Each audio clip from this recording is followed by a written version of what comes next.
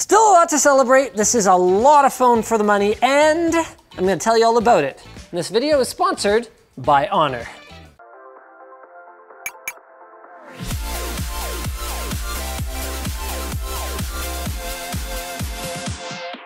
So really, Honor's deal has kind of been the same ever since the brand launched, and it's all about sort of more phone for your dollar, which isn't to say that you like get more phones, although, I mean, if it's, you know, a quarter to a third of the price of a flagship, I guess you could actually get more phones for your dollar, but most people probably wouldn't do that. They would just buy one. And anyway, I don't know the exact price of this yet. So I do know the price of the 8X Max, maybe in yen, but how well that translates into US dollars is yet to be known. So it's probably somewhere in the 250 to 350 US dollars range. And what you get for your money is looking pretty good, because especially if you're into the whole phone as a fashion statement thing, with the Honor 10 and with the 8X, they have put a lot of work into making their devices really stand out, which is kind of funny, because you think about how upset Apple was all those years ago about, oh, everyone's ripping off the plain black rectangle visual design of the iPhone. And then now, you know, whether it's red or blue or, you know, kind of iridescent colors or whatever it is, phone manufacturers are going out of their way to not look like a plain black rectangle.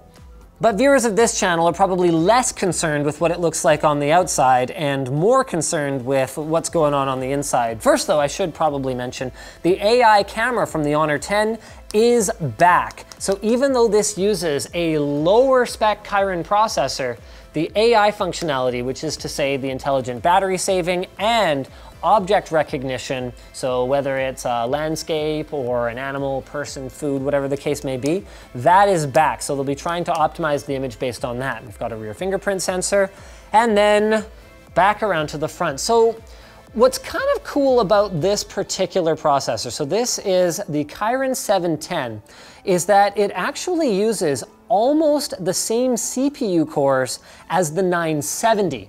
So it's still got an octa-core processor with 4 stronger ones and 4 weaker ones, but it does have a downgraded GPU.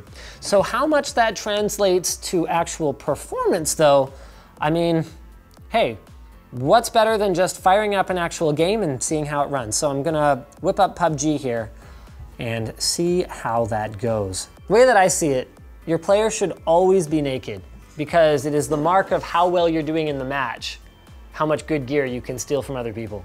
I'm actually so glad that the trend to, if you have to have bottom firing speakers, instead of having it on this side where you're much more likely to be cupping it with your palm, I'm glad that the trend is to put them on this side now. Oh, speaking of which, there's a headphone jack if you're into that sort of thing. It uses micro USB for charging, and then there's a bottom mounted speaker there.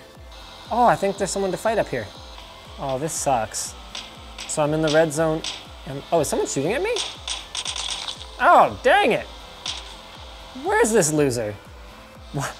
How can this guy not kill me? Did I get him? I want to run this guy down. Where he at? It's actually pretty loud. Oh, I was heavily injured by bombs. Oh, I'm still... Why is there all that green gas that comes out when I die?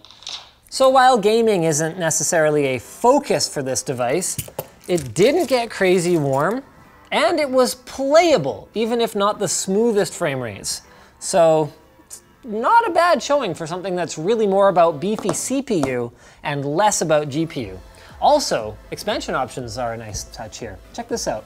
So we've got Microsd Expansion, which Honor says is good for up to 400 gigs and 2 SIMs, and unlike some other devices out there, none of them are combo slots, so you can install all of those things at the same time. So I'm going to throw my SIM and my 512 gig microSD in here. 512 gigs, it's only rated to 400, but yeah, we'll see what happens. Oh, I was worried there. It said unsupported SD card on the notification, check that out. But then, you just have to format it. Hopefully there's nothing important on it. So even though the official support is only 400 gigs, once again, our 512 gig card is supported. Dang, so you can change the default location, internal storage is currently blah, blah, blah, etc. All requires a restart, but you can actually change the default storage location to your SD card. That's pretty cool. Probably not necessary since it comes in either 64 gigs or 128 gigs, but it's nice to have the option if you're a total data hoarder. So now, the next thing I wanna see is their face unlock uses AI now apparently to adapt for changing conditions, to lighting, changes to kind of the face you're making. So what I wanna do is see if we can throw it for a bit of a loop here. So under normal conditions, okay, that was pretty quick. You can tell from the lock at the top here. Okay, yep, cool. Now, why don't we like kill one of the lights or a couple of the lights actually. Let's go ahead and boom, unlock. Okay, no problem. So you can see it, oh, never mind. I was gonna say it takes a little longer, but it didn't on that one. Okay, now it's time to start making some faces. Got it.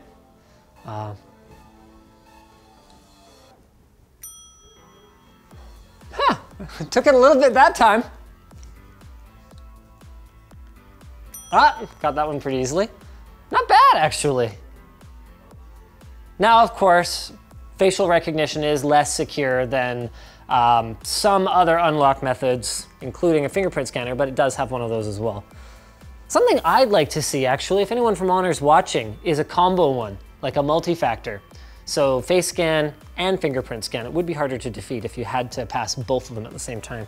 So one of the other key features they're really touting for this thing is the AI camera. And one thing stood out to me, and that's that apparently they're using multiple shots and their artificial intelligence engine inside in order to sharpen and stabilize low light shots. So as you guys can see, we're in a fairly dim area of the set. So we've got most of the lights off for the WAN show. And you can see it's actually taking more shots. That's why that message comes up. It's taking more shots after you take your initial picture in order to try and sharpen it. Here's an interesting thing. So here's an iPhone XS Max for comparison. Of course, remember, this costs 3 to 4 times as much or whatever. But it does manage to retain more sharpness in the image overall, and I'd say the color is closer to true life than this. This goes for more of like a vibrant, poppy look. But there's certain elements like that Hive text, for example, that still manage to come through really well on this camera.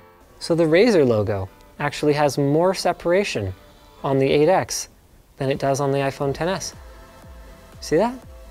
Object and scene recognition is back. So it identified that it's overcast and optimized the conditions for that. You can see the sky still has some blue in it, maybe more than is actually there, but it all depends on what you're after. And then also that we're taking a picture of a car. You know, I'm actually curious. Do you think it'll recognize my car as a car? Hold on, I'm gonna blank it out. And then, let's see. Does it still know that that mess is a car? Oh, rip. Come on, baby. It's like, no, this is not a vehicle. Nobody should drive this. Ouch. I was testing this before we turned on the camera. Every other car is fine. So see, check this out. New car, Pella's car, also car. I can't see that yet there. Yeah. See, Pella's car, also car, Dennis's car. Hold on, let's blank it out. It's not a car, but that's a car. Ouch. I drove that thing for years, okay? So one of the big things that Honor's touting with this phone is how close the 19.5:9 aspect ratio is to a cinematic 21:9 aspect ratio. So you do still end up with black bars, but not nearly as big as you'd otherwise be dealing with. And yes, I'm one of those freaks who watches with subtitles on, whatever. There's another really cool thing. I don't remember exactly how they're doing it, but you can see they're actually not that far off Apple's chin bar, even though they can't yet, I don't remember if it's a patent or an exclusive, they can't yet use the same tech that Apple's using in the 10 and the XS. So you end up with very little bezel to speak of when you're watching cinematic content. So really there's no surprises with the 8X, but that's not necessarily a terrible thing.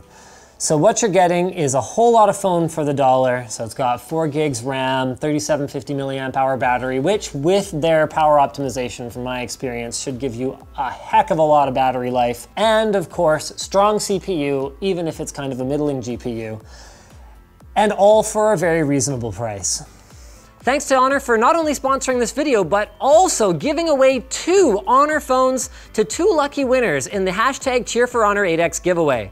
So just post what you love about the Honor 8X to Facebook, Twitter, or Instagram using hashtag Cheer4Honor8X, and they'll select 2 lucky winners to get a brand new Honor phone.